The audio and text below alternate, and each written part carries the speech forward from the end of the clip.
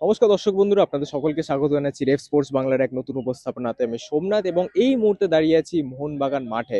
এবং আপনারা যেমনটা জানেন, আজকে থেকে মোহনবাগানের সিনিয়র দল তারা কিন্তু তাদের ডুরান্ড প্রস্তুতি শুরু করে দিল এই মোহনবাগান মাঠে। এবং 25 তারিখ সেখানে আপনারা জানেন ডুরান্ড কাপের ওপেনারে হবে হাই ভোল্টেজ কলকাতা ডার্বি। এবং জাস্ট কিছুদিন সময় বাকি আছে, বলতে পারেন যে কমপ্লিট 3 সপ্তাহ বাকি নেই। এবং এই কিছুদিনের মধ্যে কিন্তু একেবারে প্রস্তুতি নিয়ে ফেলতে হবে সেই ডার্বির জন্য।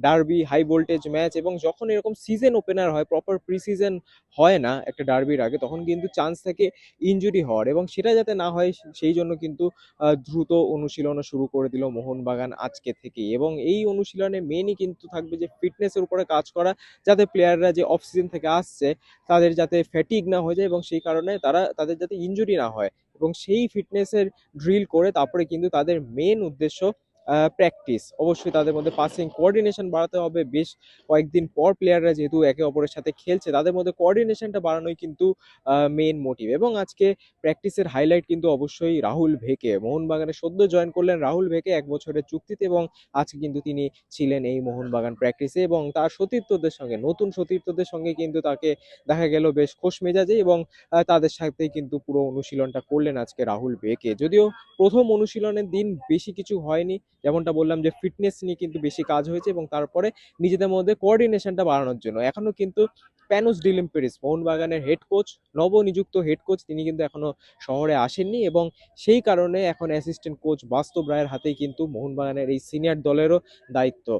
কিছুক্ষণ আগেই জাস্ট মোহনবাগানের সিএফএল এর দলের প্রস্তুতি শেষ হয়েছে, এবং সেই প্রস্তুতি সেরেই কিন্তু বাস্তবদা তিনি এই মোহনবাগানের সিনিয়র দলেরও প্রস্তুতি শুরু করিয়ে দিচ্ছে। এবং তিনি আজকে একটা সাংবাদিক সম্মেলনেও কিন্তু বেশ কিছু কথা বলেছে তার স্টান্স এই ডুরান্ড নিয়ে, এবং প্রাইমারিলি সিএফএল নিয়ে। সেটা অবশ্যই থাকবে এই ভিডিওটার পরে, অবশ্যই সেটা শুনবেন। বাট হ্যাঁ, মোহনবাগান বলতে পারেন যে মোহনবাগান মাঠে আজকে শুরু হয়ে গেল এই ডুরান্ডের দামামা অবশ্যই বেজে গেছে, এবং তাদের প্রস্তুতিও শুরু হয়ে গেছে। এবং সত্যি কথা বলতে ইয়েস, কলকাতা ফুটবল কলকাতা ময়দানে আবার ফিরে এসছে, এবং Indian football is truly back. World কাপের মরশুমে অবশ্যই ভারতীয় ফুটবল নিয়ে কিন্তু ইতিমধ্যেই বাজার গরম আছেই ট্রান্সফার মার্কেটে, আপনারা জানেন। এবং মাঠেও কিন্তু মোহনবাগান নেমে পড়লো, এবং 12 তারিখ নামবে ইস্ট বেঙ্গল।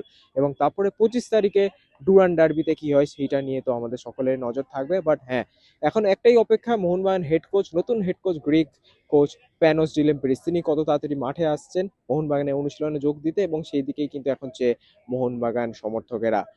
আজকের ভিডিওটা এতটাই। আপনারা শুনে নিন বাস্তবদা কি বললো আজকের প্রেস কনফারেন্সে, এবং আপনাদের সাথে আবার দেখা হবে পরবর্তী ভিডিওতে। ততদিনে ভালো থাকবেন, সুস্থ থাকবেন, এবং নমস্কার। সেটা তো জেলায় খেলা ফেলার ব্যাপারটা তো আপনি ওদের প্রশ্নটা করবেন। আমি তো, আমার কাছে তো এই উত্তর নেই। চেয়েছে, আশা করি সরবে না। আমাদের ফুটবলকে বাঁচাতে গেলে ফুটবলটা ময়দানেই আনতে হবে। এবার যদি জেলার মাঠে চলে যায় তারা আবার সেই একই ম্যানেজমেন্ট থেকে একটা চিঠি দেওয়া হয়েছে আইএফএ। এই তো একটা প্রিসিজন করতে গেলে মিনিমাম 3 to 4 উইকস লাগে মিনিমাম। সেই প্রিসিজনের সময়টাই তো নেই এখন। যারা খেলবে তারা কেউ তৈরি হয়ে খেলবে না। যে টিমে ইন্ডিভিজুয়াল ব্রিলিয়ান্স আছে, যে ভালো খেলবে সে হয়তো ম্যাচ বার করে নিয়ে চলে যাবে। সেটা তো আমার হাতে নেই, সেটা যারা দিয়েছে তারা বলতে পারবে। তা আমি আমার টেকনিক্যাল পার্টটা বললাম যে উইদাউট প্রিসিজন ডার্বি যে কোনো টিমের পক্ষে খেলাই সব অসম্ভব। আমরা 3 তারিখে শুরু করেছি, অলমোস্ট 40+ ডেজ আমাদের প্র্যাকটিস হয়ে গেছে। আমরা প্রথম জানতাম যে 29 তারিখ খেলা হবে, 29শে জুন। সেটা পেছোতে পেছোতে পেছোতে এখন জুলাইয়ের 3rd উইক এসে ঠেকেছে। স্টিল নাও আমি জানি না আমার নেক্সট ম্যাচ কবে। এতে কি হয়, এতে প্লেয়ারদের তো মোটিভেশন নষ্ট হয়। আমি ওদের কত প্র্যাকটিস করবো, ওরা পড়াশোনা করছে, পরীক্ষা দিতে পারছে না। সেক্ষেত্রে টিমের মোটিভেশন ধরে রাখা খুব শক্ত। তারপর দেখো ডুরান্ড ঢুকছে, ডুরান্ডের পর দেখবে আজকেই আমার 8টা প্লেয়ার লিগের থেকে এখানে চলে এসছে।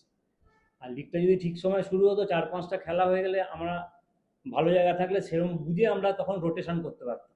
এটা একটা বিগ প্রবলেম।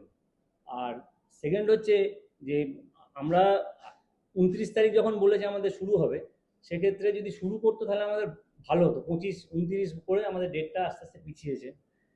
এটা যদি সেই সময় শুরু হতো তাহলে আমাদের এই প্রবলেমটা হতো না। আর এছাড়া তাও আমরা প্র্যাকটিস চালিয়ে গেছি, আমাদের প্র্যাকটিসের অসুবিধা নেই। কিন্তু এমন অনেক টিম আছে যারা মাঝখানে প্র্যাকটিস শুরু করে ছোটো টিমগুলো প্র্যাকটিস বন্ধ করে দিয়েছে। একটা স্টেট অ্যাসোসিয়েশন যদি একটা শিডিউল না দিতে পারে, সেটা সব টিমের পক্ষে, শুধু আমার নয়, যারা সব টিমের পক্ষেই একটা প্ল্যানিং করা মুশকিল। আর এখন তো মনে হচ্ছে আমার লেটে প্র্যাকটিস স্টার্ট করলে সব থেকে ভালো হতো, কারণ আমি 25 তারিখ ধরে এগিয়েছি। এখন লেটে প্র্যাকটিস যারা স্টার্ট করেছে এখন অ্যাডভান্টেজটা তাদের পক্ষে সুবিধা হয়ে যাচ্ছে না। একটা স্টেটাইজেশনে একটা শিডিউল দিলে ভালো হয়, মানে দিলে আমাদের পক্ষে সুবিধা হয় এবং প্লেয়াররাও মোটিভেটেড হয়। প্লেয়ারদের মোটিভেট করতে আমার এখন বেশি সময় নষ্ট করতে হচ্ছে না। এখনো কিছু আমার কাছে স্টিল নাও এখনো কোনো খবর নেই, মানে কবে খেলা আমি জানি না। জয়েন করেছে, এবার আসবে এরা প্র্যাকটিস করে। দেখো আমার ডোমেস্টিক প্লেয়ার কাজে 11-12 জন এসছে, যারা সবাই এসছে সাহাল ছাড়া। আর 10-11 জন নিয়ে একটা ফুটবল প্র্যাকটিস চলতে পারে না। অনেক কিছু সিস্টেম থাকে বা একটা প্ল্যানিং থাকে, সেরকমভাবে আমাদের এগোতে হয়। সেই জন্য আমার রিজার্ভ টিম থেকে আমার প্লেয়ারদের নিয়ে আসতে হয়েছে, সেটা তো আপনারা দেখতেই পাবেন। এই তো আর কিছু। আর কোচের সাথে ইনস্ট্রাকশন, কোচের সাথে আমার কথা হয়েছে, বাট কোচের সাথে কি আলোচনা হয়েছে সেটা তো আমার মনে হয় এখানে বলাটা ঠিক হবে। আর ওনার সাথে কথা হয়েছে, সেরকমভাবেই আমরা কথা বলেই সবাই মিলে একসাথে এগোচ্ছি, মানে সেরকমভাবে শুরু করছি। ফার্দার সিএফএল এর কথায় আমি ইন্ডিভিজুয়াল ব্রিলিয়েন্সটা বলি। সিএফএল আমার প্র্যাকটিস হয়েছে। ইন্ডিভিজুয়াল ব্রিলিয়েন্সের কথা যেটা বললাম সেটা ডার্বি প্রসঙ্গ। নতুন যারা সিএফএল এসছে তারা আসুক, তারা তো পরীক্ষাই দেয়নি, পরীক্ষাটা দিক, তারপরে তারা ভালো বলেই মনমান টিমে এসছে। তারা পরীক্ষাটা না দিলে আমি কি করে বলবো? পরীক্ষা দিলে রেজাল্ট তো আপনারা দেবেন। Thank you. তো আমার তো অ্যাসিস্ট্যান্ট কোচ, আমার একটা বাউন্ডারি লাইন থাকে। এখন আমার তো একটা বাউন্ডারি লাইন থাকে, সেই লাইনটা তো আমি ক্রস করতে পারি না। এখন উনি আসবেন, উনি আমাকে যে ক্রাইটেরিয়া দেবেন, যে কাজ দেবেন, সেইটা আমি কতটা করতে পারছি তার উপর ওনার সঙ্গে আমার বন্ডিং তৈরি হবে। সেটা তো উনি না এলে আমি এখন বসে বলতে পারবো না, কারণ ওনার সাথে আমার আগে পরিচয় ছিল না। আমার সঙ্গে একদিন ফোনে কথা হয়েছে। কেমিস্ট্রিটা আসুক, হ্যাঁ দেখো বন্ডিংটা তৈরি হয় উনি যে কাজটা দিচ্ছেন সেটা আমি পাচ্ছি কিনা, ওনাকে দিয়ে আমার কাজটা হচ্ছে কিনা। আমি যদি কাজটা পারি তাহলে বন্ডিং হবে, আমি যদি কাজটা না পারি বন্ডিং হবে না। ব্যাপারটা আমি ঠিক জানি না। তারা প্রফেশনাল আর বা 15।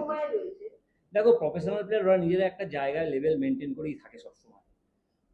যে প্রফেশনাল প্লেয়ার হবে সে ডোমেস্টিক হোক আর যার খেলার ইচ্ছে থাকবে সে একটা জায়গায় মেনটেন করেই থাকে। এবার সে এলে বুঝতে পারবো সে কতটা কি আছে না আছে, সেটা তো এখান থেকে বসে এখনই বলে সম্ভব না। বলো।